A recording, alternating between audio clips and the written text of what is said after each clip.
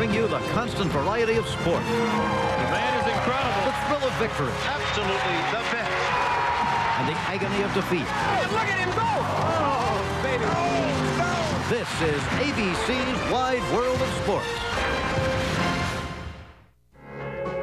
Brazil, tropical and historic, home to scenic beaches and some of the greatest race car drivers in history. Today, the Kart FedEx Championship Series invades Rio de Janeiro. Brazilian drivers give the Champ Car Series a unique international flavor. Brazilian Tony Kanaan nearly won Long Beach, leading 44 laps, while fellow countryman Helio Castroneves battled wheel to wheel with Juan Montoya for the lead at Nazareth.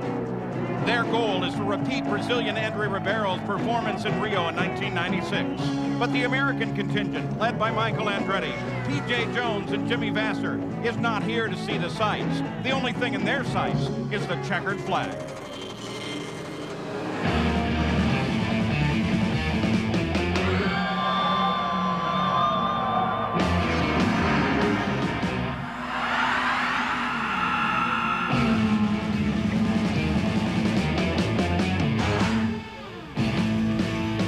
Brazil is a country of incredible natural beauty and an intense love for motorsports. Today, it's the Kart Rio 200. Hello and welcome. I'm Paul Page. You know, one of the things that makes the Kart Series unique is the wide variety of circuits that they race. A month ago, they were in the twisty streets of Long Beach, California. Today, they're in Rio on a super speedway. Well, it's an oval, but it's really D-shaped, with the long side of the D, the front straightaway. Now that means, Parker, that these drivers are going to slam down through the gears, stand on the brakes, and slow from 215 miles an hour down to about 110 and a little under 400 feet. And you're right, Paul, this circuit is unique. It combines all the greatest features of a super speedway for passing. The long straightaways allow lots of drafting with the best opportunities of passing on a road course, hard braking into relatively low-speed corners. And it's this combination of features that set up Greg Moore's great pass of Alex Zanardi last year, not only for the lead, but also for the Rio win. And here, too, we have an incredibly popular pole sitter. First time, here's Gary Gerald. Paul, for the third consecutive race, we have a first-time ever career pole winner. And in this instance, it turns out to be one of the favorite sons of Brazil, Christian Fittipaldi.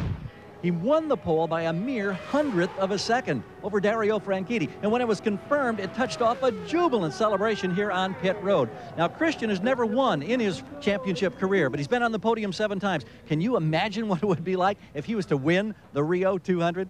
Let's check in now with Jan Beekes. Well, Gary, at Rio, there's so many great opportunities to pass, it doesn't really matter how well you qualify. Well, that's great news for our defending champion, Greg Moore. Yesterday in qualifying, he wasn't happy with the balance of the race car, so therefore he only qualified in 10th spot. But this morning, the crew was able to fix the car, make it to Greg Moore's liking. He was the fastest man on the racetrack. Now, the guy who was third, a former winner of this race, Paul Tracy, also had problems on Friday. He crashed, went to the backup car, and therefore he is starting in 12th spot. Ran fast, as I said, this morning. So 2 former winners of this race starting 10th and 12th. That first corner should be awesome. Here's the way they qualified. On the pole, Christian Fittipaldi. He broke the track record by nearly half a second for his first career pole. Alongside is Dario Franchitti. In the second row, Juan Montoya, the winner of the last 2 races, and Gil DeFerrin. Row number 3, Brian Herta, and the 96 kart champion, Jimmy Vasser. The 4th row, Tony Kanaan, and Tarso Marquez driving the second Team Penske car in this his home country. The 5th row, Patrick Carpentier, and Greg Moore, last year's winner. Row 6, Helio Castroneves, and the 97 winner here at Rio, Paul Tracy. In row 7, Max Pappas and Cristiano D'Amata. In the 8th row, Michael Andretti and P.J. Jones. Row 9, Adrian Fernandez and Richie Hearn. The 10th row, 2-time kart champion Al Unser Jr. and Scott Pruitt. The 11th row, Walter Salles driving for Tony Bettenhausen's team and Alex Barrett. Row 12, Roberto Moreno subbing for Mark Blundell, injured in a test accident a week ago, and Michel Jourdain Jr. Row 13, Mauricio Gugelmin and Robbie Gordon. And the 14th row, Luis Garcia Jr. The top 7 qualifiers all broke last year's track record. So the field has started their engines, they're rolling, and we'll be back with the green flag right after this. Welcome back to Rio. Christian Fittipaldi, the pole sitter, 108 laps here. And the crews, of course, know 36 laps the key if you're going to make it a two-stop race to hit the pits. And they are all factoring that the weather is threatening here. Now, Parker, let's take a look at the onboards. Well, today, Paul, we'll be on board with the Toyota Swift of Richie Hearn.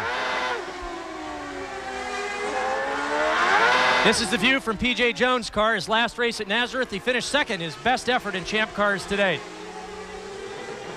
We'll also be along with Michael Andretti. He's currently fourth in the championship, looking to move up during this race to challenge with his teammate. Here's the onboard of Tony Kanaan. He was a Long Beach pole winner. He's qualified 7th. He's also looking for a strong race in his native country of Brazil.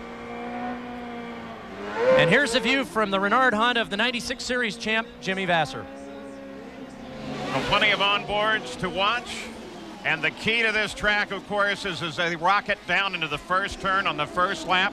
Christian Fittipaldi was saying, you know, I hope they all stay a little bit back off me as we take that green flag. Dario Franchitti starts alongside. They begin to form in the rows. And, Paul, the strategy is, can you run low downforce or high downforce? Christian's low, Dario's high. Dario's great on cold tires. We'll see if you can get around him heading down into the first corner. You can imagine the emotion that Christian Fittipaldi feels now, bringing the field to the green flag as the pole sitter for the first time in his career. They wave it off. They wave that start off. And that's going to create a little confusion as they head down into turn 1, but everybody gets slowed up without any problem whatsoever.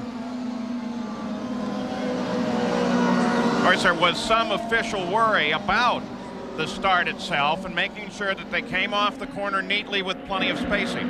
Christian Fittipaldi and Juan Montoya got a great start on the inside there, Paul. Dario got a little bit behind coming off the final corner. Jim Swintel, the starter, didn't like the alignment. He waved the yellow. As I said, just before that start, or the abandoned start there, is that some of the cars are running high downforce, most of the field. But through the field, we've got low downforce runners like Christian Fittipaldi. Looking a little farther back, we've got Brian Herta, the Penske cars. If they can get through the first few corners, they'll be able to get away cleanly going down the straightaway. So Juan Montoya and Dario Franchitti are going to have to depend on that high downforce, the ability that they have to run very, very quickly on cold tires to their advantage if they're going to get around Christian Fittipaldi. So Christian now brings the field around without the aid of the pace car, and they will come back taking a look at the green flag again. Assuming, of course, that the alignment is good. They're still pretty close, back about the 4th and 5th row.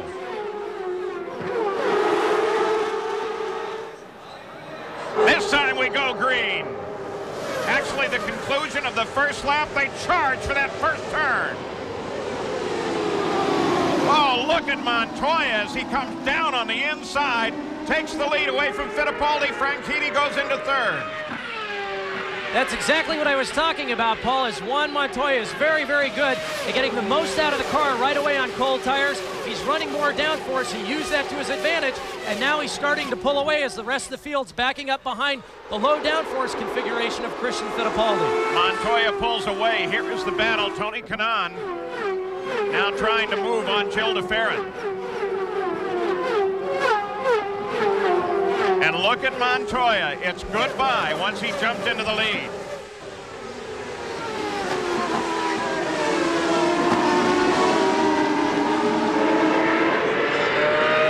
Tony Kanaan right behind de Ferran. You look back from Kanaan to Jimmy Vasser.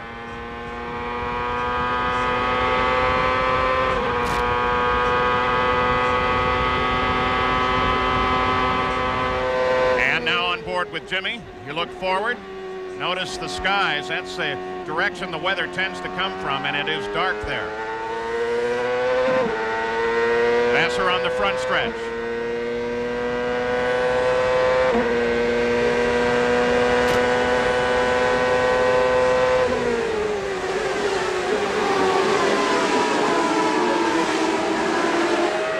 Tony Kanaan still taking a look forward. That's where the fight is now, de Ferran and Kanaan. Hope at some time here we'll be able to give you an idea of how they slam down through the gears into that first turn. They do it going into 4 as well. Paul, they're carrying about 215 miles an hour off the pit straightaway down into turn 1, hard on the brakes. Some of the drivers have set their cars up with a 5-speed gearbox. They only go down 2 gears. Some of the drivers are using a 6-speed configuration, shifting from 6 down to 3rd gear.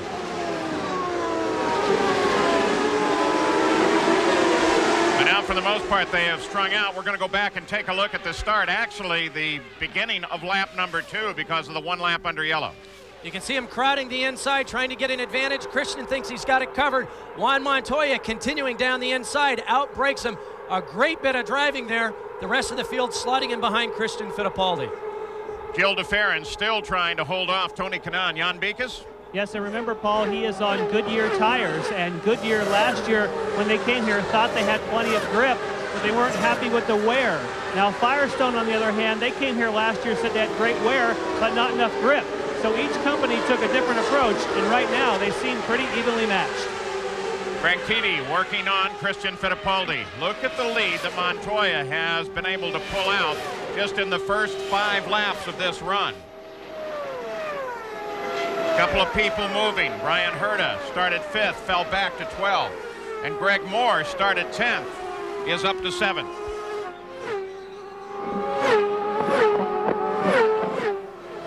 Continuing on that battle for 2nd place. You'll notice as we run through the order, 2 Penske cars in the field. The team that started the season saying we'll go with 1, and it'll be Al Unser Jr. Then the accident at Miami.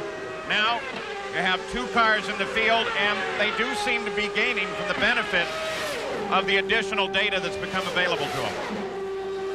Tarso Marquez ran very strongly in the opening sessions, bringing the whole Penske team up a little more than they've seen prior this year. Here we see Tarso running down the back straightaway, making some improvements this weekend. Roger Penske says he will be in that car. Marquez will be.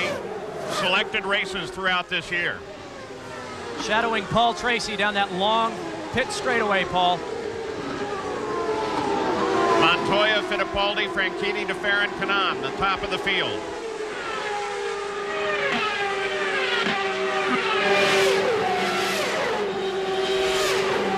Now keeping an eye on P.J. Jones. Take a look for his onboard camera. He's moving up in the field, up 4 positions thus far. Through turn 3, hard on the brakes here, Paul, from 210 miles an hour down to about 115. Pulling 3 Gs through this corner, hard on the throttle. See him reach down, grab 4th gear, 5th gear. There's 6th. PJ runs in 12th. That's Max Pappas just ahead. And you can see the difference in the downforce configurations there, Paul. Max Pappas running a low downforce configuration. PJ running a high downforce configuration. He was able to pull up there a little bit, coming down through turn numbers 1, and now you can see Max start to extend his lead on PJ just a little bit as they head through corners 2 and 3. Back on the brakes, coming into turn 4. Now keep an eye on the comparison between the way PJ just ran from the onboard camera and when you see some of the others, because PJ has looked much more stable than some of the other cars have at speed.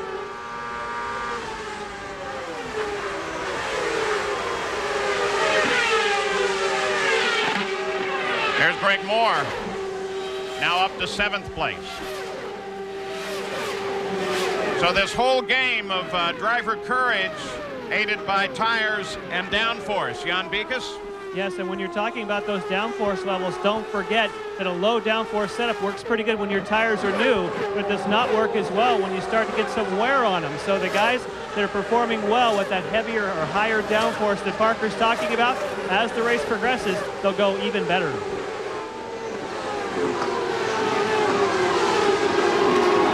Montoya, Fittipaldi, Franchitti. Then Gil DeFerrin and Tony Kanaan.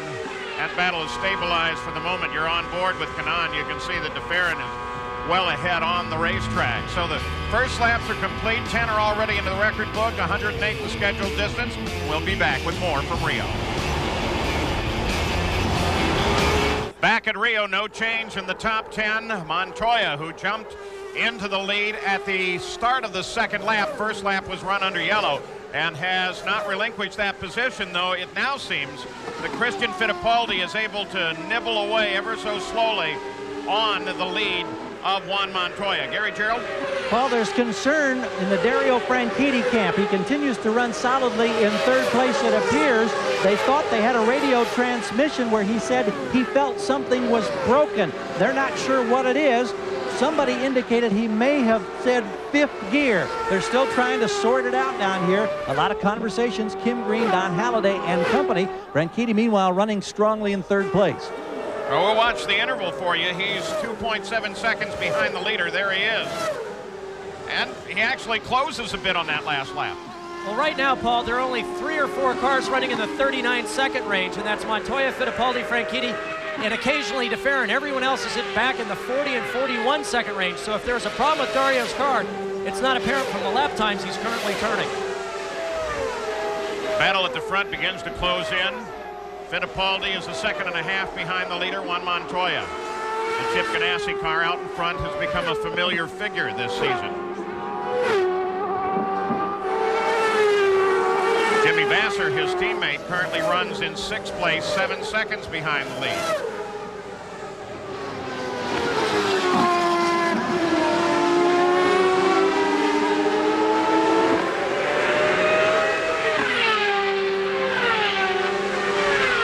Track here in Rio is we mentioned a large D, and that means that the first turn is absolutely critical. They slam down, jump all over the brakes. Brakes are critical here. Same thing occurs as they head into turn 4. A lot of deceleration, but when you look at the individual drivers' charts, it's amazing at how fast they are capable of slowing the champ car. These cars really slow down quick, Paul, and everybody here loves this track. It's wide, it's a little bumpy, but it has plenty of opportunities for drafting and trying to figure out that strategy, as well as really sucking it up and trying to get under someone under braking. The corners are slow enough so that the aerodynamic buffeting, the turbulence that drivers normally experience on a super speedway, just isn't there because they're only around 115, 120 miles an hour. So they can get right up behind the car in front of them if they can make that move under braking for both turns 1 and 4. So all around, all the drivers think that this combination of super speedway road course is by far one of the best configurations in just sheer terms of safety and racing. You got a glimpse there, and we have from time to time, of Marquez with Paul Tracy just ahead of him. It's a battle for 9th.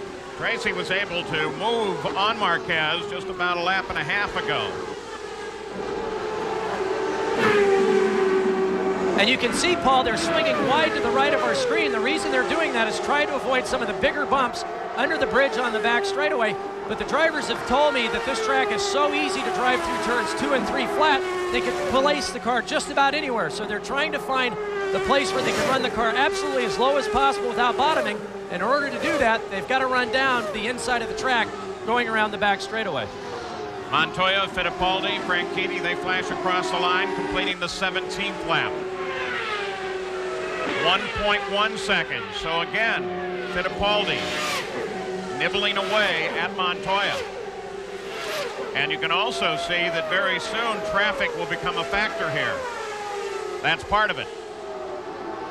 Luis Garcia is the first car at the back of the field that they're going to encounter. See Juan Montoya moving over now. This isn't to avoid bumps, Paul. He's trying to pick up the draft of Luis Garcia Jr. You can see Christian Fittipaldi doing exactly the same thing as is Dario Franchitti, trying to maximize that straight line speed as they head down into turn 1. In the race where we waved off on the start, ran the first lap under yellow. We've been clean since then. 18 are now complete. 90 to go, and the leader now begins to work on traffic. There's Fittipaldi running in second. Now under a second behind. We're at the point, Paul, where they've burned about half of their fuel load. The true character of the car will start to come out as to whether they're happy with the way the car balance is currently or whether they're going to start talking about changes at this point. And so what'll happen is we should see some cars starting to move forward, some other cars falling back at this halfway point of their fuel run. Well, interesting at the line. Of course, the first two, Montoya and Fittipaldi, were approaching traffic. Montoya was actually handling it on the last lap, getting around Garcia. but that allowed Franchitti to come through as the fastest. So we'll do it again next lap and see how the relative times come out. And on lap times, Paul, that last lap, Paul Tracy was the fastest person on the track. So what we're seeing, as I just said a little while ago, some of the drivers' cars are starting to come more to their liking as others are starting to go off. And Paul consistently now is one of the fastest cars on the track as he starts to handle up Patrick Carpentier directly in front of him. And Parker, just a couple of laps ago, Paul Tracy was complaining on the radio that he felt like he was very slow on this long 3,500-foot front straightaway. Jan?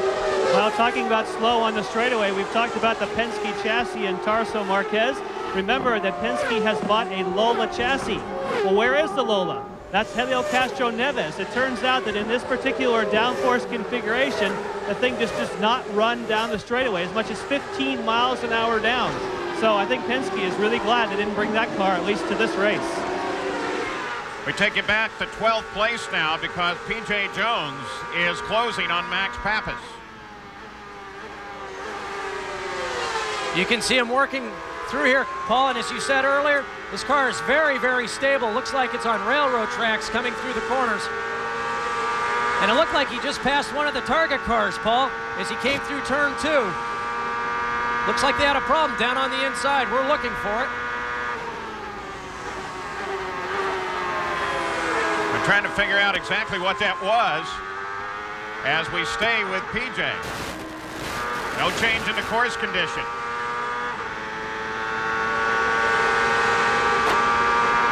I'll stick my neck out, Paul, but I think it was Jimmy Vasser. It was slowing Jimmy down Vasser on the back straightaway.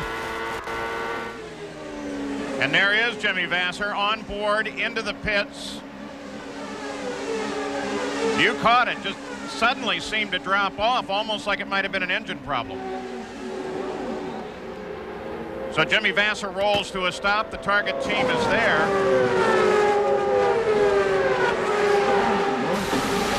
To have something that dramatic happen to slow him down that fast on the back straightaway, just put fuel in tires, very unusual, Paul. They're checking the pop-off valve connector, pointing toward a rear tire. They've changed tires, got a hot problem somewhere around the left rear. They've thrown water on it repeatedly. Car still sets here. Now they're motioning Vasser back out. Boy, that was fascinating. The refueling to change the tires you would do anyway. Then the focus at the pop-off valve section at the top of the rear cowling of the car. Boy, that's fascinating. What it does, though, of course, is put Jimmy Vasser in trouble fairly early on and drops him down to 26th starting position. Paul, it's apparently a boost pressure problem. They're trying to correct it and work on it. So Jimmy Vasser's without any boost, and he doesn't have any horsepower, and without horsepower, no speed. We'll keep an eye on him. His teammate, Juan Montoya, is still in front. We'll be back after this message and a word from our ABC stations. Paul Page with Parker Johnstone back at Rio. Jimmy Vasser back into the pits. There are some changes occurring in the bottom half of the top 10. Montoya, Fittipaldi, Franchitti, the top 3, followed by DeFerrin and Tony Kanaan. But then Carpentier is up there. Paul Tracy is in 7th. Greg Moore is 8th. Max Pappas 9th. And Tarso Marquez sits in 10th place, back on board with P.J. Jones. That's Marquez just ahead of him. Whoa. You can see he's working a little harder than the last time we were on board with PJ. He's right up behind the back of that Penske, looking for a draft, seeing if he can pop out and outbreak him going into turn 1. Down into that turn 1, no change in the closure. A little bit, oh boy, PJ. He's working now, Paul. We didn't see that earlier, but he's definitely trying to make up some time coming off of turns 1 and 4, trying to get a run on Tarso so he can be right behind him using that draft. But now he's got slower traffic with the Luis Garcia Jr. Handles him up right down the inside of turn 4.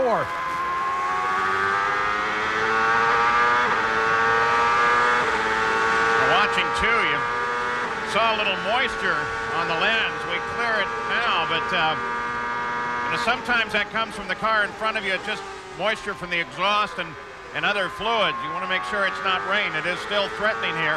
Alex Barron pitted the Dan Gurney Eagle on the 24th lap, routine. Going back to the front of the field, Montoya, Fittipaldi. Here comes Franchitti. Fittipaldi's working on him. There's no question about it. Pit stop should come theoretically in at least 8 laps, perhaps a little longer. Serious trouble here, though. Well, we didn't think that 4 tires and full fuel would fix this, Paul, and in fact it didn't. They're back in trying to figure out what's wrong, either with the hardware or the engine management software of that car. Parker, they're basically tracking through all of those components. You can see the side pods had come off, and they've gone through there. They don't know if it's electronics. They don't know if it's boost related. They just know they've got a problem, and now the steering wheel pops out. Looks like Jimmy Vasser's day at the office is over very early. Oh, and is he frustrated?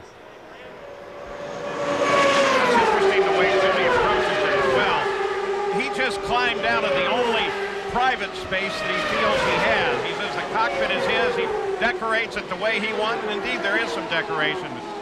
Jimmy is out early and obviously not at all happy with it. Yellow flag comes out.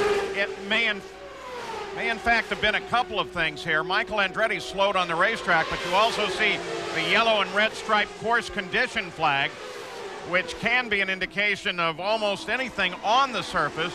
Our worry would be rain.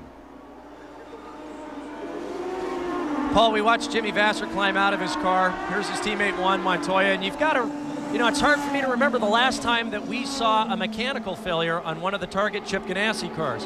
One of the things that has gotten them to the championship consistently the last 3 years has been reliability. And now we see Michael Andretti climbing out of his Kmart Haviland Newman Haas car. Well, a couple of interesting developments, and that, in fact, you're dead on. That's the first mechanical for Jimmy Vasser since the 1997 Michigan 500. Those cars are generally just as perfect as they come. Michael Andretti out, they have the oil dry, so that begins to look like an engine. We send you back down to the pits. Well, Christian Fittipaldi, you could see, was starting to challenge Juan Montoya, and even so, he says he has a bit of a push with the chassis. They are going to come in, they are going to make a pit stop. Obviously, they think that this will be within the fuel window to get them to the end. But the main thing is they want to get some of the push out of the car, which we would assume would be a slight front wing change. Now, the first real yellow of the day, Jan Bikas, while we still have you, we did see the course condition flag. Now that we've seen Michael, we assume that that's for whatever was leaking out from under Michael's car. Any indication of rain? No. At the moment, it is certainly dry, and there's an indication of rain by looking at the clouds, but thankfully they're not overhead near us at the moment. Jan, we love you. Keep that kind of information coming. We're going to take a look at a replay here, Paul. Let us know what happened to Michael Andretti. And we're going to hold off because here they come for their pit stops. This is the 30th lap as the leaders head in. Jan Bikas.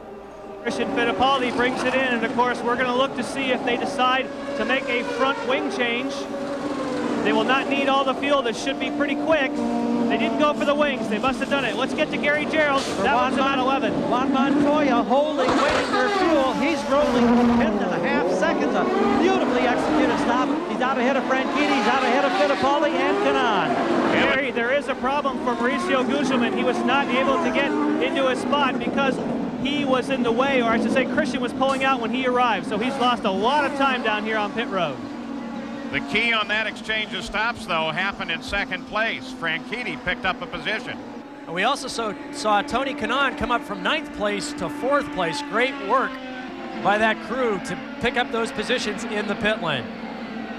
And before we had that yellow, Paul, the 2 fastest cars on the racetrack, they were exchanging quickest laps, were Dario Franchitti and Christian Fittipaldi. So it'll be interesting to see if that correction with Montoya's car will get him back at the top of the speed charts. And also, Paul Tracy continues to turn consistently quick laps. And P.J. Jones moved from 11th to 6th on those as they try to get Michael's car off of the track.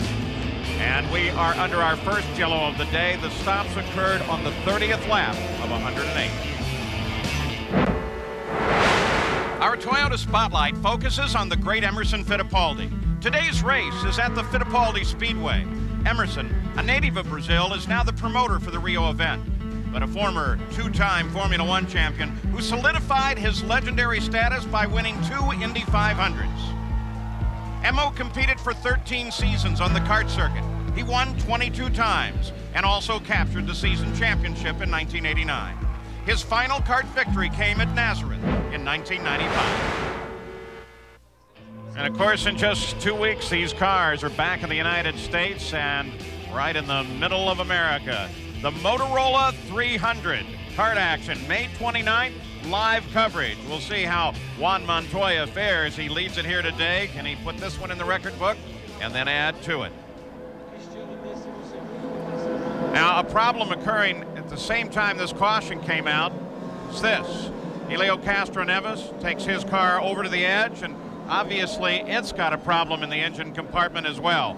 We'll follow that and maybe speculate on several problems, but first, what about the other potential engine problem, and that was Jimmy Vasser. Here's Gary Gerald. Jimmy Vasser, can you tell us what was the problem here? You just lose power? A lot of power. I noticed that the boost was down to 29.9, which is pretty much atmospheric conditions, and so we don't know if we lost a turbo or a header or something. You know, has something to do with the boost system. But you know, the odds have been with me over time. We don't really have too many mechanical failures, so you know the team has been doing a good job that way. But it's just frustrating. You know, we're getting off to such a slow start here, one thing after another. But you know, there's still 3/4 of the season left, and we just got to come back swinging. Yeah, it's been a long time. I can't remember the last time when we've had to talk to you with a DNF like this, but hopefully better things are right around the corner. Well, I hope so, but things are looking good, you know, with Juan driving a fantastic race and leading this thing. You know, things are still looking good for Target Team. Thanks, Jim. All right, thanks. We're going to run you through a full field summary here, but Parker, we've seen what seem to be several engine failures. Very unusual, Paul. These cars are normally so reliable both from the tire, the chassis, the engine compartment, and these crews are so good. The preparation is so outstanding. This is very, very rare. And I just want to comment, what a professional Jimmy Vasser is. You can't believe how disappointing it is for a racer to come out of a race with the car-winning potential that Jimmy Vasser has and yet be so polite, so professional. I mean, my hat's off to Jimmy. He's great on the track and off. But what we saw, Paul, before we go through that race summary, is the winners and losers. We've talked all year about the teamwork. These guys are so good. Passing on the track is very difficult. The winners in that round of stops, you talked about Dario Franchitti. He came in 3rd, went out 2nd. P.J. Jones came in 11th, went out 6th. Al Jr. in 16th and out 10th. The big losers, Jill DeFerrin came in 4th, went out 14th. Paul Tracy came in 7th position, went out 21st, and then he came back in to visit the pits again for a problem that we haven't found out about yet. And of course, we showed you Helio Castroneves. He's already back in the pits. Gary? Helio, can you tell us what happened? We heard there was a report of fire with your car. Yeah, it was unfortunate when we left the pit. The car was running okay. We were a little slow on the straight, but that's unfortunate. The weather, it's kind of difficult to set up the car. And when we left the pit, all of a sudden, the engine stopped.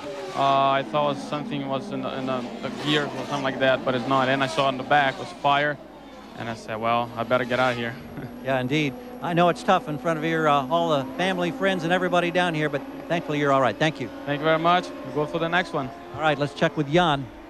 Well, Gary, in regards to what Parker just said, with Jill DeFerrin going down after that pit stop, the 14th spot, the reason the air jack receptacle would not connect, there was some sort of debris in the hose. They had it in the right place. It just wouldn't raise the car. And unfortunately, now he has to work his way back through the field. Coming back to green flag once again, Montoya. Franchitti, Fittipaldi, Cannon, Carpentier, the first 5. We're back racing again in Rio. By the way, speaking of reliability, as we watch the field come through, that's Michael Andretti's first mechanical since Fontana in '97 as well.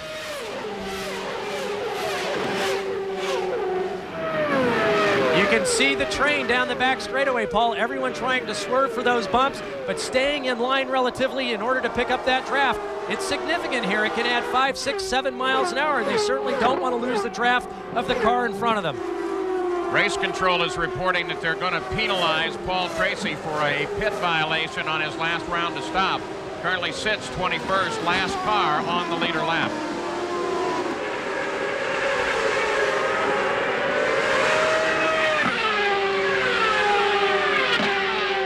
This is Tracy responding to the black flag on the violation. And of course he will, in all likelihood, go that lap down as a result of this. Let's go to Jan.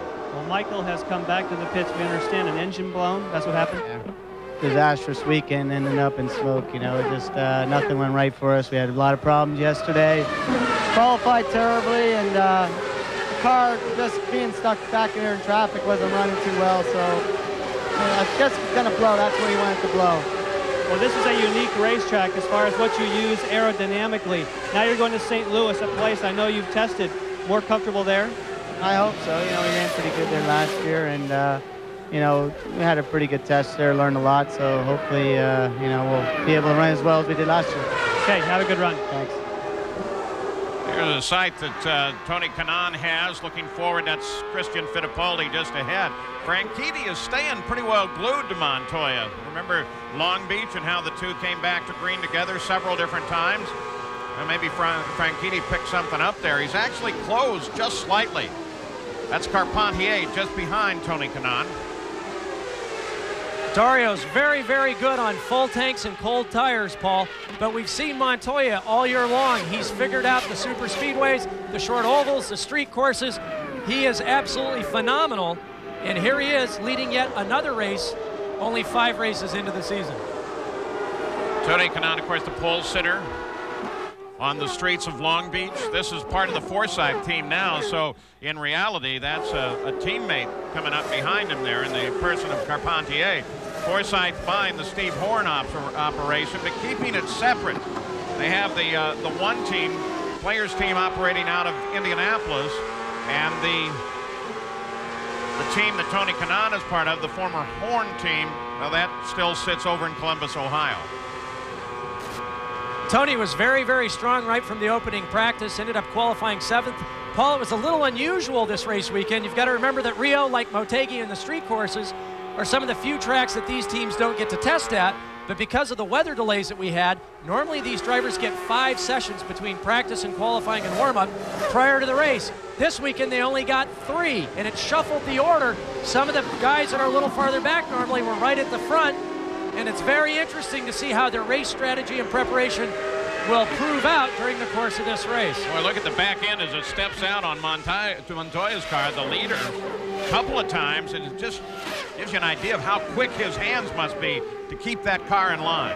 Nothing like the reflexes of a 23-year-old with absolute nerves of steel, Paul. This kid is driving this car very, very hard. You can see it as he comes off the corner, sliding it right to the wall. Actually, Franchitti closed at 10th that last time around, and Christian Fittipaldi is staying there as well. Jan Beekes? Well, Paul, when you were talking a moment ago about the 2 Forsythe teams and about how they obviously have the same ownership, but they're separate, well, when they separate them, they do not share the setup sheets. They are still responsible for their own setup. So if you have a race where one team is running very well, the other is struggling, they don't help each other when it comes to engineering. So it is totally separate, and because of that, they're highly competitive between the 2 teams. They love to try and beat each other. That's an interesting addition, because you would think they take advantage of that broader database. Well, there are some slight differences. Tony's got a Honda power plant, and obviously the players team has a Mercedes. The CGs are a little different, the power bands are a little different. That alone requires a different setup. Montoya is still the leader, followed by Franchitti and Fittipaldi. Franchitti's remained in about the same position. This is the onboard down in the field, of course, of Ricky Hearn. Hearn runs 19th right now. So from Rio, the action continues. 43 laps are complete. Montoya is the leader. We'll be back. Back in Rio, nothing changes at the front of the field. Montoya, Franchitti, and Fittipaldi, except that Franchitti has nibbled away another 10th. He now is sitting 7/10 behind the leader. The rest of the order remains the same. Back in the field, we've been keeping track of Roberto Moreno. Now, he is in the car that normally would be assigned to Mark Blundell, but he was involved in a major accident testing for the race in St. Louis, suffered a fractured vertebrae as a result.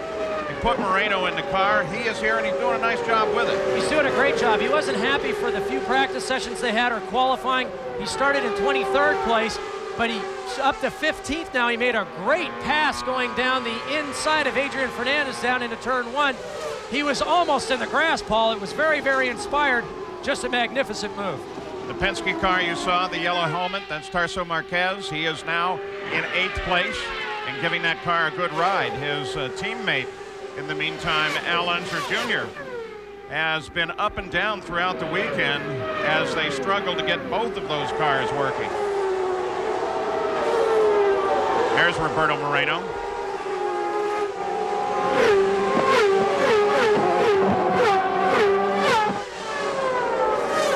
Paul, you talked about Roberto Moreno, and checking with the crew, he's very happy with the car, and they decided to make no changes whatsoever on that last pit stop. He likes the way the car started, and he thinks it's going to be right where he wants it at the finish. And he's flying through the field, Paul. He's got his sights set on Scott Pruitt now directly ahead of him, looking to the inside, using the draft to his advantage. Gil de Ferran handled up Pruitt. Here comes Fernandez as well. Now Fernandez starts to work on Roberto Moreno. Adrian Fernandez still driving that Frankenstein Al car. Unser Jr. working on Marquez. So all of a sudden at the 48th lap, it seems like everybody's suddenly getting racy here. And once little Al got around Marquez, he's taken off.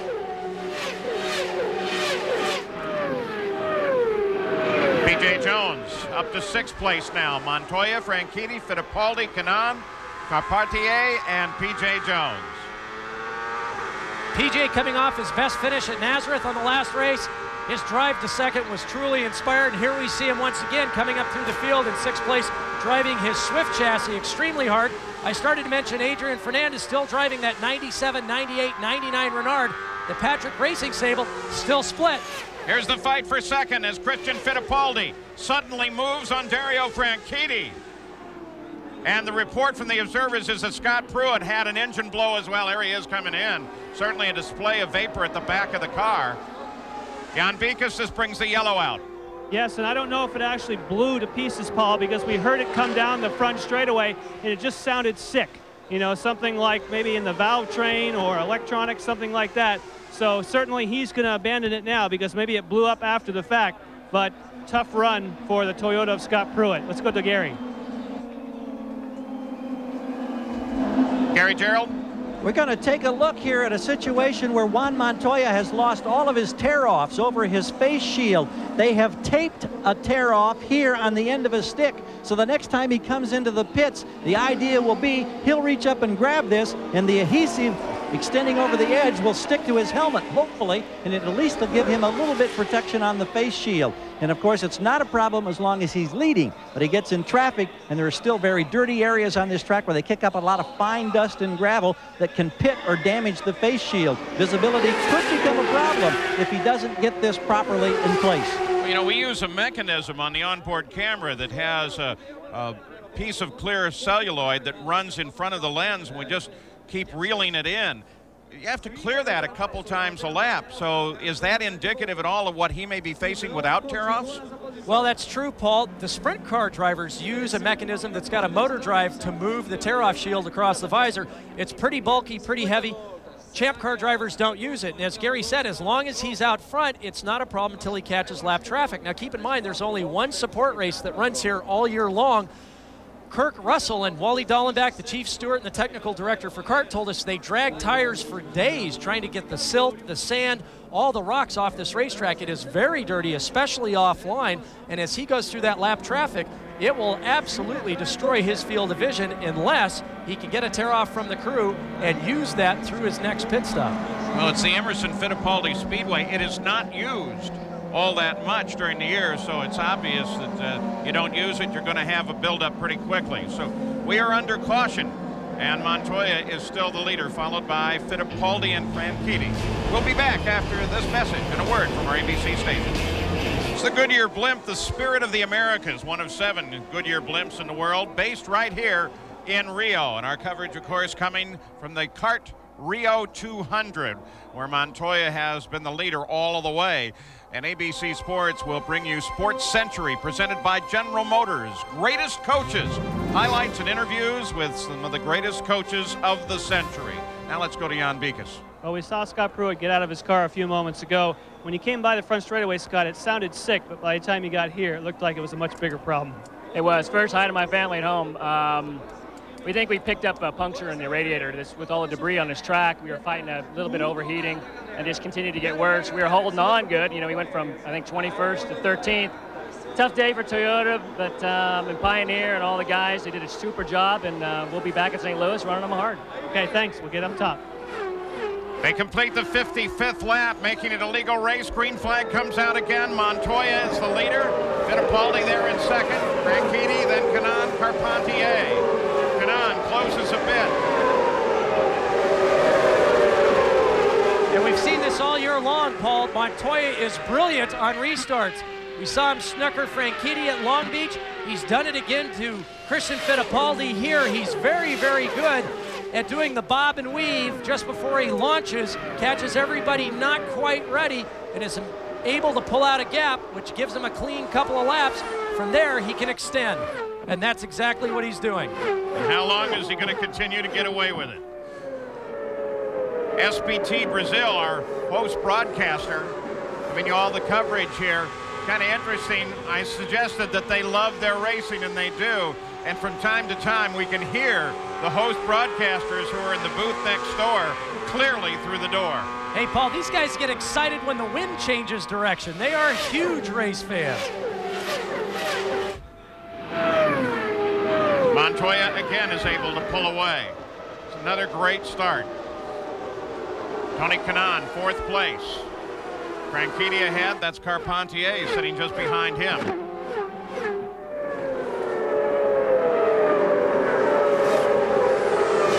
Allenser Jr. was in and out of the pit, so that car, the Penske car that you see back in the order, is the number 3 of Marquez.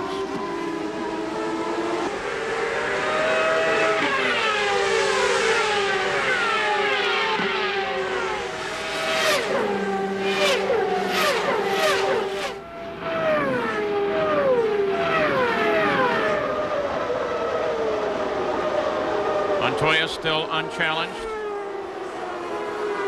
Carpentier.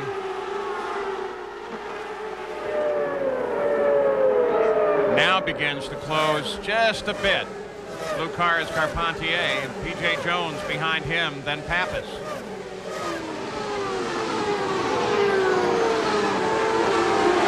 Comes Marquez with Greg Moore behind him, the defending champion for this race.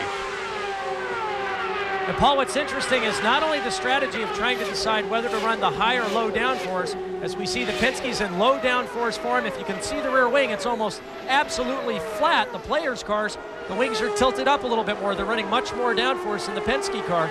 But also the strategy of the teams as to whether to run the cars as a road race car or as an oval car. And what I mean by that, certainly the suspension settings are meant to just go left, the cambers, the toes. But some of the cars are running spools. That is, the rear wheels are locked together. They run a slightly larger right rear tire than a left rear tire to help the car arc through the corners. Other teams have decided to run an open differential to help with braking and also with the balance of the car mid-corner. Now, the teams have been split almost 50-50 up until the race. Now it's favoring the oval setup with a locked left and right rear wheel. But I can tell you amongst the front runners, it's split almost evenly. I just can't tell you which ones are which. Franchitti coming up on Fittipaldi now.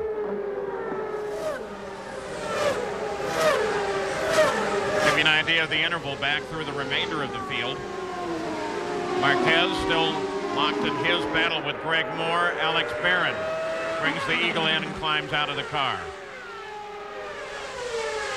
So Pruitt, Elio Castroneves, Michael Andretti, Jimmy Vasser, and now Alex Barron out of the run. 60 laps complete. 108 the scheduled distance, 48 to go.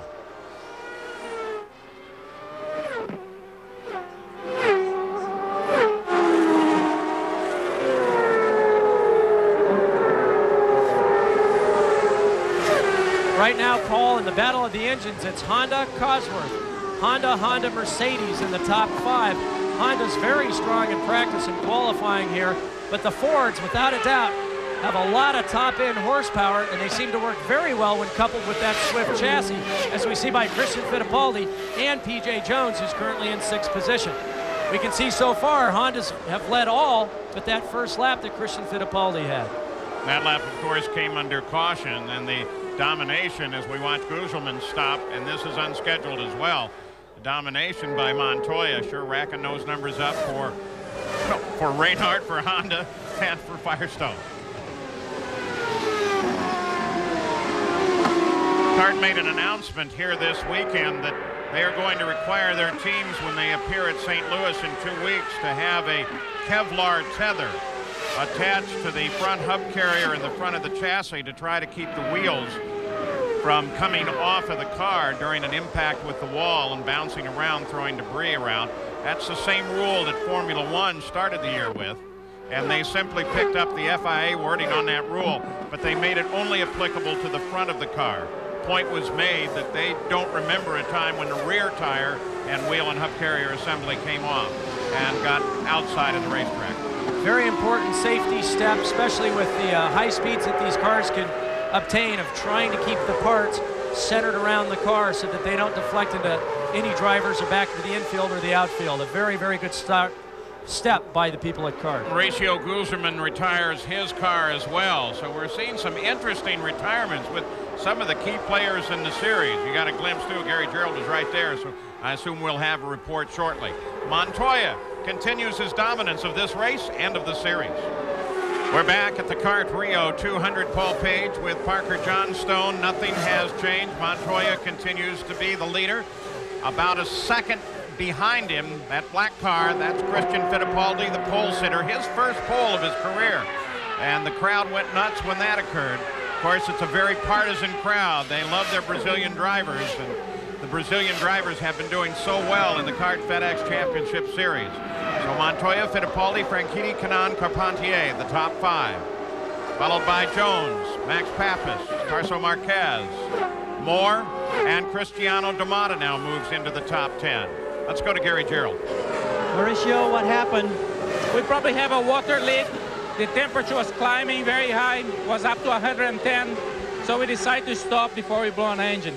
Very tough weekend for you. You had problems with qualifying yesterday relating to the pop-off valve. Was the valve working okay today?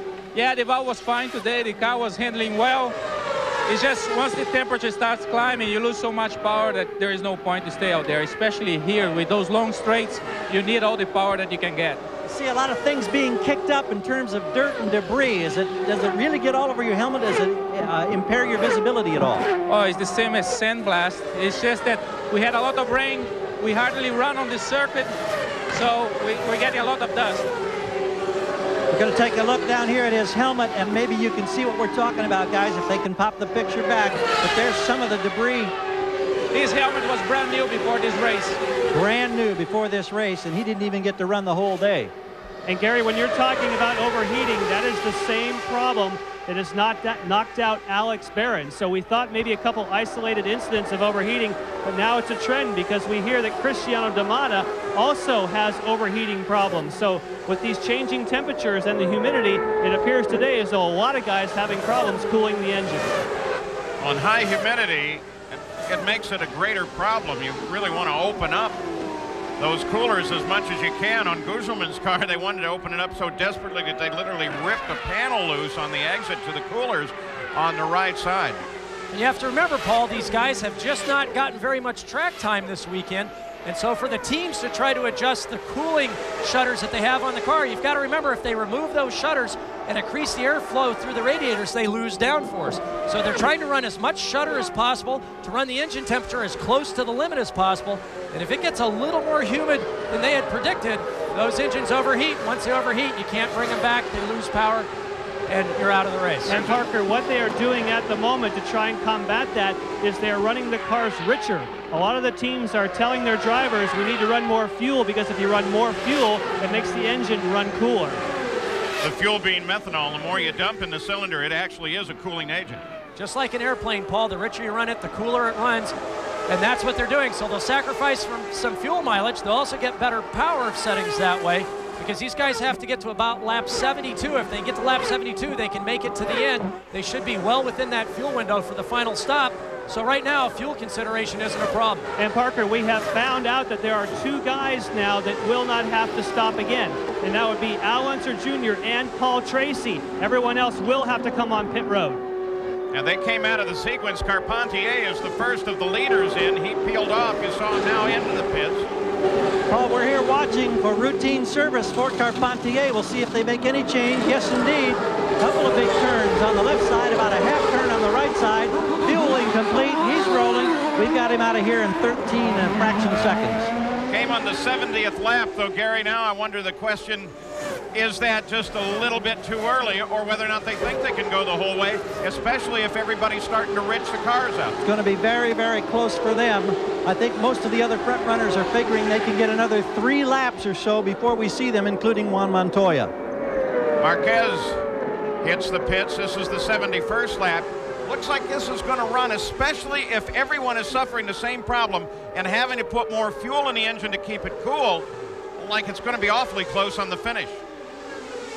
It's going to be very, very close, Paul. That's a great view, though, of the low downforce setup on the pits. You can see the rear wings nearly flat. When we were watching Patrick stop, you could see all the kickers on the front of the wings and how far the front wings were turned up. Gives you a little insight into the strategy these teams are running. Leaders of the race now having to overhaul some of the slower cars in the field. Kanaan comes out of the top of the order, makes his stop. This is the 72nd lap. And as we watch this, let's go back and think about what we saw on Mauricio Guzman's helmet, where he had the tearaways on the faceplate of his helmet. He was fine. There was no sandblasting, but all around that, included on the visor, a lot of sandblasting. Now let's think about Montoya, who is due into the pits now. In fact, he's on the road. And they do have that whole consideration with trying to get a new tearaway on there, and then only one. Gary Gerald? Well, that'll be the key thing we'll watch. We don't anticipate any other changes, just tire and fuel as routine. But watch now, there goes the pole. Montoya hasn't made a reach. Now he pulls it off the pole. No, he says no, he's not even going to try it. Apparently he likes it the way it is. Doesn't want to be bothered with the tape. He just threw the tear off and he's rolling. 12.5 seconds or a fraction under. The leaders last pitted of the 31st lap, so this is a 40-lap run that they've just completed as Christian Fittipaldi comes in. But that 40-lap run included 14 laps of yellow. Christian Fittipaldi in toward Jan Vikas. Yes, and of course we heard 12.5 for Montoya, so we'll put the watch on this and see if the Newman Haas boys can beat that. They're not going to make any changes on the car this particular stop. Off the jacks at 10, but they're waiting for fuel. Oh, not too good. 13.2. Fittipaldi rolls back. Dario Franchitti, who stopped first, assumes the lead of the race. Max Pappas currently scored in second, followed by Jones and Moore. The crowd cheers as the cars roll out of the pits, and Franchitti takes over the lead here at the Kart Rio 200. We'll be back with more right after this. Back at Rio, where the Brazilian crowd is cheering for Christian Fittipaldi, who is now locked in a battle with Juan Montoya. And they have been on their feet constantly. Franchitti came off of the lead into the pits. Al Unser Jr., who stopped out of order and does not have to stop again. This could be critical for him. And there you go, Montoya darts to the inside. Unbelievable. Well, Paul, Christian Fittipaldi came out of the pits just in front of Montoya, but Montoya had a lap of heat in his tires. He pushed Christian very, very hard. Christian wasn't able to hold on to it going into turn 4, and Juan Montoya got by. So Montoya on the roll through the field now. Jan Vikas. Well, we saw that Christian Fittipaldi did not make as fast of a pit stop as what we saw for Juan Montoya. And when you think about that, well, how could he get out in front of him? It's just what Parker was talking about. The first 2 or 3 laps you run on those cold tires takes longer. So even though he got out ahead of him, he didn't have the grip that he needed. Montoya then had hot tires, and he was a sitting duck. And you saw Fittipaldi in the replay of the pass got way up into the gray stuff. The cold tires just simply not working for him. He was fortunate not to get into the wall, Paul, because when you get off the groove that high, it's very easy to get into the marbles, and it just sucks you right out into the tires. He was fortunate to keep control of that, but as a result, he's now lost second place as well as Franchitti slipped by. So Fittipaldi certainly hoping that those tires will come up to temperature as fast as they can. They should be up to full temperature now, but Franchitti certainly worked on him hard.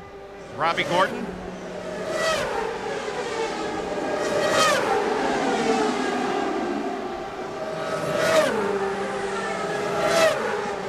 Brian Herta with Kanaan all over the back of his car as well.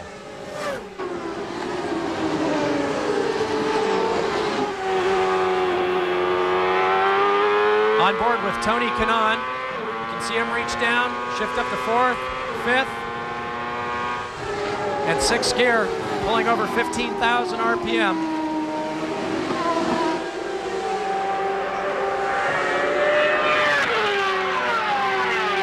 And Paul, I think this is going to turn into a real fuel strategy race.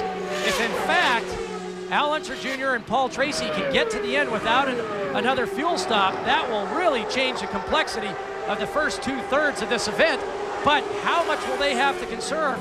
Well, we know that Montoya, Franchitti, and Fittipaldi are on full rich, full power. How fast can they run them down? Well, we'll see. 3 cars, Tarso Marquez, currently down at 13th place. Remember his teammate, Al Unser Jr., stopping out of order. That giving him the advantage on the last set of stops.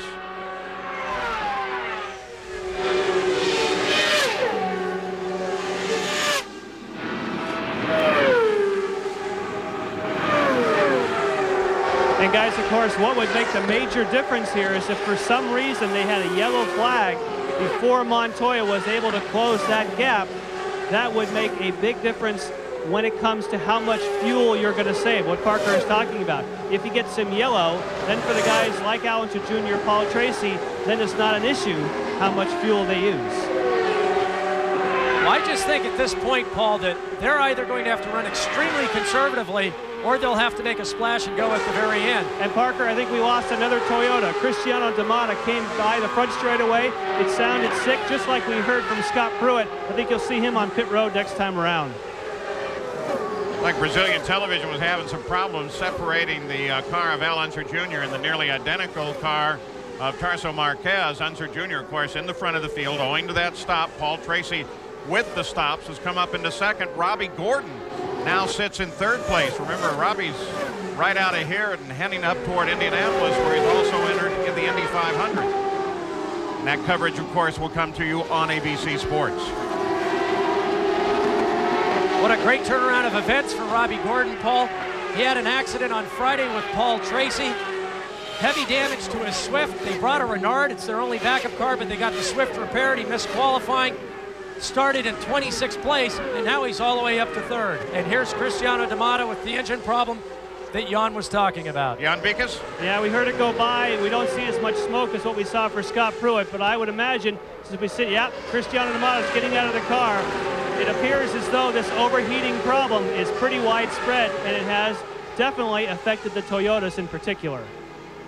Cristiano D'Amata was 5th in the practice the other day, Paul. Great run for that Arcero Wells MCI WorldCom team, for this young Brazilian with a Toyota motor, and now his day's over as well. I think heat is affecting a lot more than we know. We know that some of the engine manufacturers have a much greater tolerance for overtemp. I know that the Hondas do, but obviously the Toyotas at this point don't, and they've shown great reliability up until this weekend throughout the first 4 races of this year. A real shame for that team. Also for Alex Barron at Dan Gurney's All-American Eagle team. With 83 laps complete, 25 to go, Al Unser Jr. leads it. What a week.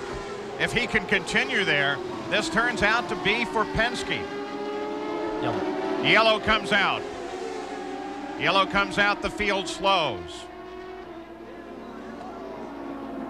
Well, this is exactly what they needed, Paul. Al Unser Jr., Paul Tracy, Robbie Gordon, this is exactly what they wanted, and they got it in spades. 4th yellow of the day with 24 to go. When we come back, we'll talk a little bit about the great week that Penske Racing has had that may get better. We'll be back after these messages and a word from our ABC stations. Back at Rio, anticipating pit stops any second. Overhead today is the Spirit of the Americas, the Goodyear blimp. It's based right here in Rio. It's one of 7 Goodyear blimps around the world.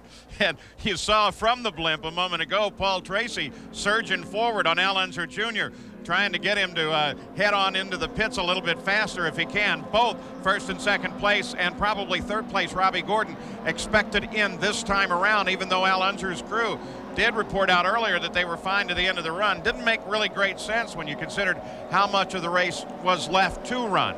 So the battle goes once again to the pit crews.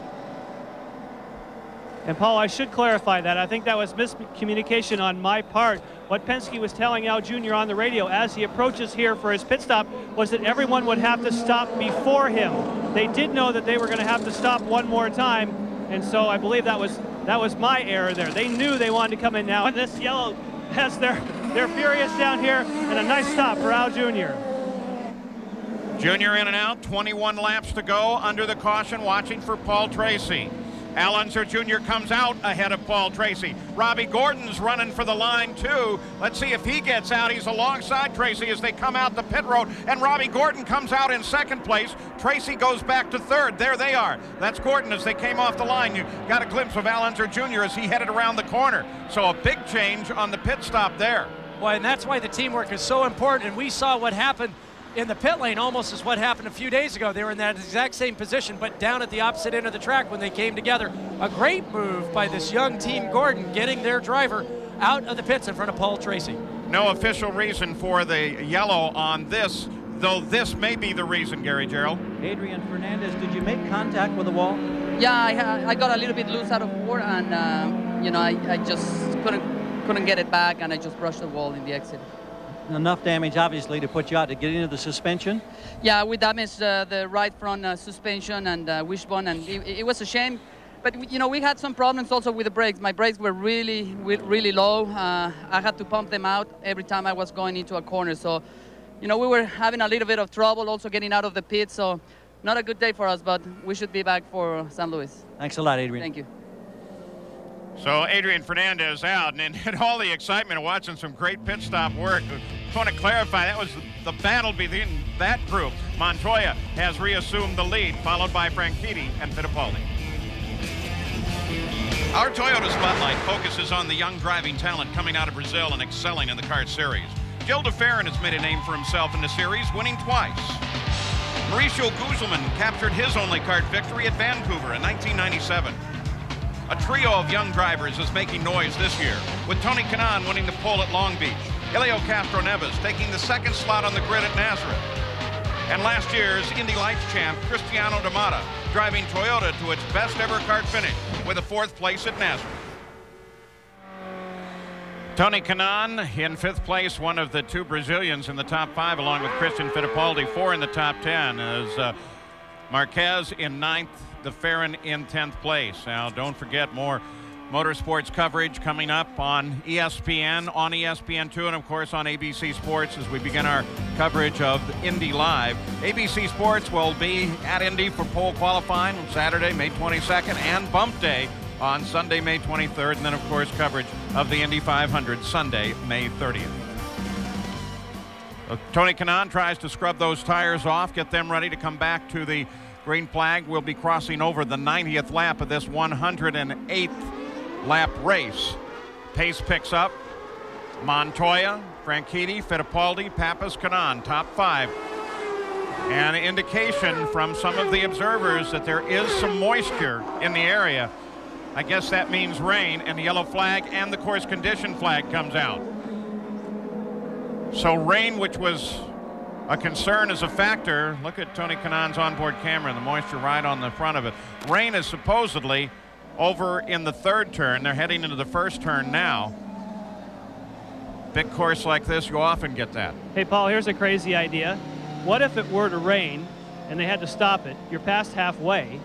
If you were one of those 3 guys that just pitted, could you just run around real slow and save fuel and hope it rains a lot? Got to be the roughest decision of a chief steward, especially when you close in these laps. And we'll just say that's what I'm sure Wally Dallenbach gets an incredible salary for. And he hears me say that, he's going to be coming through this door.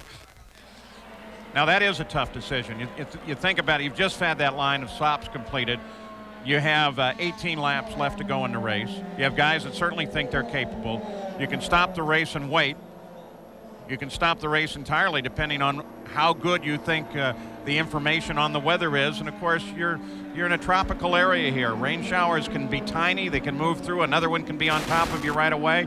A lot of humidity here, we've already mentioned. That slows the track drying. A lot of factors involved in that kind of decision making. Now we're going to show you the full field summary here, with Montoya still the dominant factor in this race.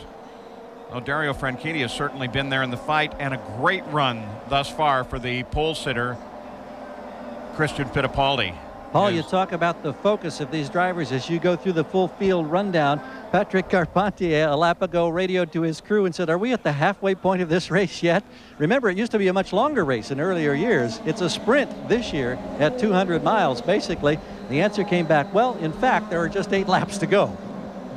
You know, one of the interesting aspects, too, of what they do here for this race, there are, of course, other competitors on the course during the course of the weekend. One thing they do when the champ cars come out is change the deceleration signs leading into the corners, you know, the yardage markers.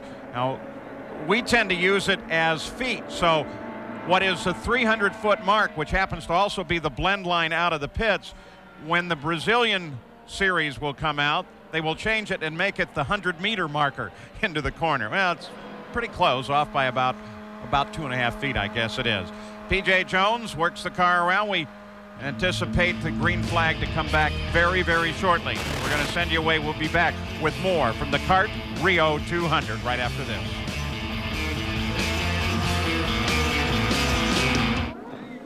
Paul Page with Parker Johnstone back at the Rio 200, the Emerson Fittipaldi Speedway. The sign 1 lap to go until they're ready to come back green. They'll go back green on the 94th lap of the run. A little rain shower just passed through. The sun came out almost immediately, and just that quickly the track was dry. Paul, this track is so long, and we've seen it several times already this weekend. It can be raining at one end and dry on the other. Wally Dallenbach, the chief steward, doesn't want to take any chances. Now, on a road course, it usually takes quite a bit of visible moisture on your helmet through your visor before you have to be concerned about really slowing down and paying close attention. But this being an oval, the guy's running right on the ragged edge through both corners through turns 1 and 4. There is no room for error, so if there's any chance of moisture on the track, he's got to shut it down, go yellow, and wait until the track observers say that it's safe to go back to green. And with that great 3-way battle coming out of the pits, Gordon, Al Unser Jr., Paul Tracy, Max Pappas was the one who picked up the advantage of that, now sits in 4th place behind Christian Fittipaldi. Tony Kanaan is in 5th. Couple of messages from Chip Ganassi to Juan Montoya. Stay off the paint in the corners. Be very careful behind the pace car. Be nice and smooth as we anticipate green. And we will be with you all the way to the checkered flag now as Juan Montoya. Can he do it again? He has been incredible this season. A victory at Nazareth. Boy, humidity so much it looked like just a small contrail coming off the rear wing there of Montoya's car. Everybody else comes down trying to get out of some of the dirt. Move back in the field. Pappas on the charge with Fittipaldi. Kanaan closes too. Kanaan comes to the inside of Pappas. P.J. Jones, he has Carpentier just ahead.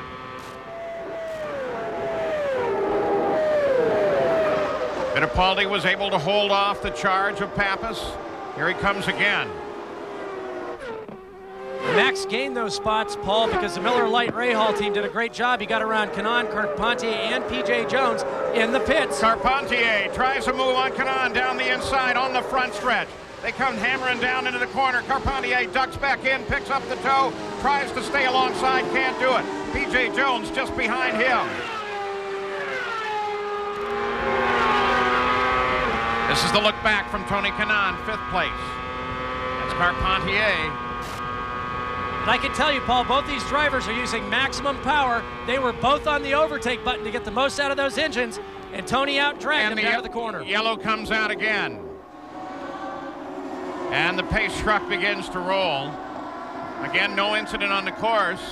At least no obvious incident. There is a report that Robbie Gordon may have gotten in trouble.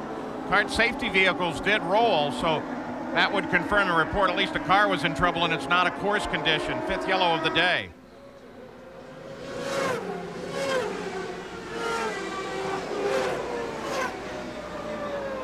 One of the safety vehicles, well, there it is, has come to a rest just off of turn 1 on the exit. 97 laps complete. A day that has been somewhat disjointed. Bursts of great speed and action, and then a yellow, a little rain, some incidents. The view down from the blimp there is Chip Ganassi, the owner of Montoya's car. And now they are reporting that Michel Jourdain Jr. and Robbie Gordon did in fact get together. Obviously both continued on, and Montoya becomes the leader once again under the yellow. Host broadcaster here, SBT, Brazilian television.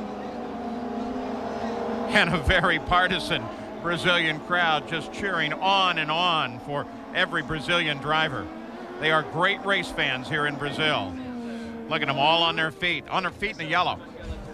I think they've been on their feet all day, Paul. I remember Helio Castroneves when he climbed out of his Hogan racing car. His pit's located directly across from us. The crowd went nuts. He waved, and they cheered, and that was just getting out of the car. The public address announcers here have also had a field day with this thing, and the crowd very reactive to them. They do love their motorsports here. Jan Bikas, here comes Robbie Gordon in. Yeah, well, you talked about the contact. We're overlooking the car here to try and see if there's any damage. They're going to go with 4 tires. And, of course, what they will do is they will check the suspension to see if there's any damage. So, just tires for Robbie Gordon. So with 98 complete and just 10 to go, I'll show you the field summary. Robbie Gordon rejoins that field. Montoya. Franchitti is there. Remember the lessons he may in fact have learned at Long Beach. He's seen this guy go back to green a couple of times.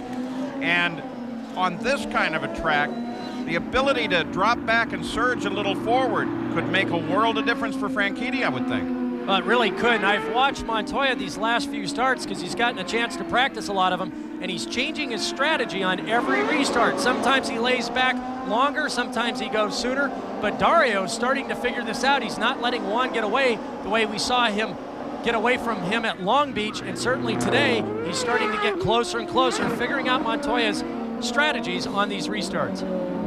The top 10, most of them right together on the race course when we come back to green, when we do that. Morris Nunn, the chief engineer for both Montoya and Jimmy Vasser, sits alongside Chip Ganassi. Paul, we're going to get a word here with Chip. He's handled the restarts masterfully. You got any more magic left in the bag of tricks? Well, you know, Gary, there's 8 or 9 laps to go or something. We just want to make sure we get to the finish here. Anything can happen, these crazy races. You know, in the end, we got a lot of race to go. How impressed have you been by what this young man has accomplished leading up to this race, only his 5th in Champ Car history? Somebody came up to me this weekend in Brazil here and said he was the next Senna. And maybe they're not wrong. High praise indeed. Well, what they're trying to do here, Paul, is Juan's strategy is pretty easy. He wants to hoodwink Franchitti. He wants to try to bob and weave, get Franchitti to warm up his tires, come off and on the throttle, warm up the brakes, and try to get him out of sequence so that he can get a jump. Now, Franchitti's job is twofold. He's trying to stay with Montoya, but he's trying to get a break to Fittipaldi, and so all the way back. So what the guys are trying to do is not lose contact with the guys in front, because obviously they want to pass and move forward, but at the same time, they're trying to lose the guys behind them, so they've got a clean run through turn 1. For Montoya, it's relatively simple. It gets more complicated as you go back through the field. Yeah, there are a lot of hungry guys right behind him, and there's another factor that adds to this. There are only 4 cars out there that are not on the leader lap. So almost everybody together is running right together on the track. So as you look down that line, they're all a battle. And it's all for position, as you said, all the way down, especially when you get into the points-paying position. But this is more than points. We've got some drivers. Christian obviously looking for his first win. It would be great to do it here in Brazil. Max Pappas, another very strong run. Top 5 for Tony Kanaan would be great. And Patrick Carpentier in 6th place, trying to turn his luck around for the 1999 season. Well, you've had the strategy from the Chip Ganassi team. What about over at Cool Team Green, Jan? Well, that would be Kim Green that would make those decisions and talk to Dario on the radio. We heard from Chip Ganassi. We tried to find out what was going to happen on the restart. What is your strategy? What did Chip tell you, first of all? Then I'll tell you ours. No, obviously we're going to give it a go. We've been saving fuel as much as possible all day, hanging in there. And we've got one slight problem where we have lost our shift without lift, which makes it a bit more difficult for Dario. He's very happy with the race car, so we're going to have a go as soon as it goes green and see if we can't get by the number 4 car. So the main problem with the shift without lift missing is just the time down the straightaway. Do you lose a lot? Well, he feels it's a bit of a disadvantage, and I think it certainly has shown previously that it could be, but we're confident he's a very good driver and he can get it done. All right, should be fun to watch. Thanks. Thank you. Well, Paul, what he's talking about there is that these guys are upshifting 6 times a lap, and normally they hold their foot full down to the floor, and as they pull on the shift lever, there's an electronic sensor that detects that they're upshifting, cuts the motor for just an instant, and then re-engages at exactly the right moment. So when these guys go from 3rd to 4th to 5th to 6th, it's all done electronically other than the pull on the shift lever. What Dario has to do now is the traditional lift, wait for just a moment, and snick the next higher gear. Now, they're not using the clutch in either instant, but it will cost just a little bit of time because of those lifts as he's up changing. You saw the kart safety team out on the approach to turn 1. They were working on one of the distance marker signs leading into that corner. They've got it fixed. And they're rushing to station, trying to get tucked back in just ahead of the pace truck. And hopefully they will get the lights out on that truck and be able to acknowledge that 1 lap to go back to green. They will go back to green with just 6 laps to go. Well, this is the most important restart of the entire race because it's a flat-out Saturday night main event right to the end, and it literally is a Saturday night main event here in Rio. Juan Montoya trying to figure out, now that the pace car lights are off, he's got to try to get Franchitti out of sequence, Paul, and really do the best start of the day so that Franchitti won't challenge him going down into turn 1, because that might be Dario's one and only chance to take a look at the lead in this race. And remember, too, how critical turn 1 is. Hard acceleration up to 200 miles an hour on a normal lap. Not that far from it on a lap like this. Montoya already starts, pulls away, but keep an eye behind him. Franchitti not respond at the same time Montoya did. And he's not looking for momentum into 1. Montoya is heading into 1 now. Here comes Fittipaldi as he tries his move, and he doesn't have enough to do it either. Montoya did it again, Paul. He out-snookered the rest of the field, and all of a sudden Dario, instead of being on the offensive, had to be defensive going down into turn 1. But Dario was fantastic on the brakes. He kept Christian from getting around the inside, and now they've strung out again. Every guy doing whatever he can, getting that car as neutral as possible to make that last final run to the checkered flag. Montoya pulls out a second on the field. The battle is back in second place. Franchitti, Fittipaldi. Max Pappas is close by as well. Franchitti now pulls out a bit from Fittipaldi. I mentioned earlier on the steering wheel they have an overtake button which gives them maximum RPMs, maximum power. I guarantee these guys are just holding that button in all the way around the circuit to make sure that they've got everything they can get out of their power plants. They've got their heads as low as possible, trying to get every bit of speed to keep in the draft and try to catch the guy in front of them. On the backstretch, you got a good look up the field. Nothing has changed there. No one in challenge right now. Focus of the battle is here at second place because Montoya looks like he may do it again. What we saw at Long Beach and Nazareth is that once Montoya pulls out this gap, he actually starts driving a little more conservatively and is still able to extend his lead. Mentally, he's very, very tough. He's 23 years old, obviously great car control, great talent, but mentally he's superb and he's doing it once again. Max Pappas may be on his way to his best career finish. Previous best was 5th. He's in 4th now. Montoya mentioned at the beginning of the show that he hoped to win a couple of races this year. Never really thinking about the championship, but he thought if he did well this weekend, his mind might start turning towards championship considerations. And Paul, I think he better start thinking about it right now because it looks like he's got first place in the championship 5 races into the season locked up. Richie Hearn into the pits and out of the run. Paul, the situation there with Richie Hearn, it's the same thing that we've seen with the other Toyota power plants. It overheated. Well, the high humidity here in Rio has very definitely been a factor here today. Most of those being listed out as a turbocharger failure. Whoa, big wiggle coming off of turn 4, Paul. I may have said he was driving conservatively, but not slowly. We saw him right on the ragged edge, 900 horsepower through those Firestone tires. What a great save coming off the corner, and he's not showing any signs of letting up. Again, the back end jumps just a little bit. Montoya on the backstretch. And he's the only car to get into the 38-second bracket, Paul. He's at 38.9, Franchitti down to 39 flat. Montoya extending his lead, driving the fastest laps of the race right at the very end. P.J. Jones, while we're watching the leader, almost all the way through the dirt as he comes down to overhaul Patrick Carpentier. White flag. Final lap for Juan Montoya. Darts off in the corner. Franchitti can't catch him. Franchitti will remain unchallenged as well. There comes Franchitti onto the back stretch. Now Fittipaldi onto the back.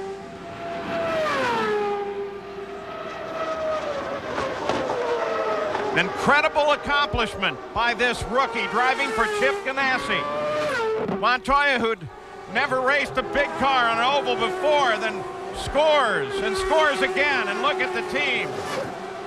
The checkered flag, the victory, goes to Montoya. He continues his lead in the championship points at Chip Ganassi. The celebration begins. Though Jimmy Vasser was out early in kind of an unprecedented situation for that team, who never has mechanical failures. Franchitti at second, Fittipaldi third, Pappas Kanan. That's the way they finish. Juan Montoya becomes the first rookie to win 3 straight as he takes the win in the CART Rio 200. 23 cars on the leader lap at the finish. Now let's send you down to winner's circle. Here is Gary Gerald. He comes out of the car. Juan Montoya, you have won your 3rd consecutive race. What were the concerns for this one today? I think it was a bit of fuel and everyone. Beautiful. But I think everyone was in the same position. I think it was good. I had a good start. The brake just too early. I knew how deep I could brake, and I just went there, and that was beautiful. I think it really helped, for me, for Target. Another win for the Target. Now we're going to Target House on Monday to open that house, and it just helps so much. Tell me about the restarts for a man who doesn't have much oval track experience. It seems like you've handled them flawlessly, event after event. Now, are you really comfortable now in these ovals? Yeah, I like it. I enjoy it a lot. I like this oval. I enjoy so much being here in Rio. Just the fans and everything. Just Emerson did a great job as well. You lost your tear-offs early. There was an opportunity to put one over your helmet, but you decided not to. Why? It was too complicated, and my visor was clean because I was running in front, so I was expecting to stay there anyway.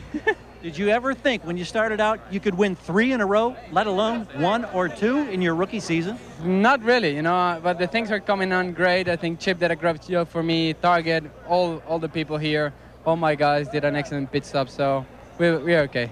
Number 1 in points and starting to run away. Dario, how much of a factor was it for you on that restart, the shifting problem you were having? Yeah, it was fairly major because when I wanted to go in I couldn't use first because I had to make another shift then. It was a bulky shift, so I was using second, so one was getting the initial jump on me. And then from that point onwards, it was just, every time I lifted, you could see him getting further and further away, so it hurt us quite a lot today. I think the start was the thing that really hurt us because one had Christian to tow past, but Christian and myself had to brake there, so I think from the start we were really up against it. Track position was very important today because everybody's running the car so trimmed out, but great pit stop, great first pit stop by the guys at Team Cool Green, but we didn't have it today. Take second, but I'm pretty disappointed with the way things were going out there. Montoya extends his points lead by 15. Dario Franchitti with that run moves from 5th in the points to 2nd, and Christian Fittipaldi from 6th to 3rd. So they both did very well. Next stop, of course, for the Champ Cars of the CART FedEx Championship Series, the Motorola 300 on May 29th. We'll have live coverage right here on ABC Sports. Can Juan Montoya make it 4 in a row? And of course, for any information on any form of racing, ABC Sports is online at ESPN.com, part of the Go Network. I'm Paul Page for Parker Johnstone, Jan Beekes, and Gary Gerald. We've had a great time in Rio. See you in 2 weeks.